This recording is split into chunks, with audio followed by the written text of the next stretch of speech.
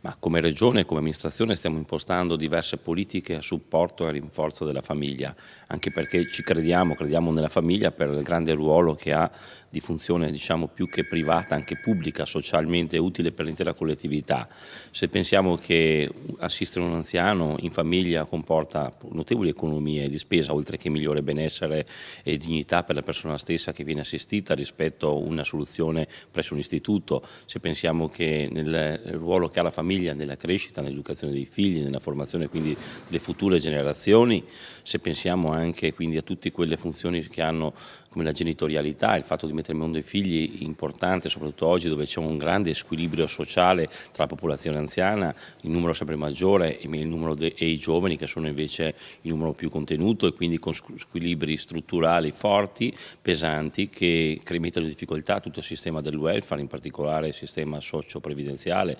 assistenziale. Ecco, se pensiamo a tutto questo capiamo che la famiglia è importante. Molte volte investire qualche risorsa in più, qualche aiuto in più, un supporto in più effettivo, non solo dichiarato, nei confronti della famiglia significa mettere in moto un effetto moltiplicatore dei benefici sociali, collettivi, che a beneficiarne è l'intera collettività. Ecco perché è importante che chi, non so, ha una famiglia con un numero più di figli non debba per forza cadere all'interno della soglia di povertà. Non può essere che un figlio metta in difficoltà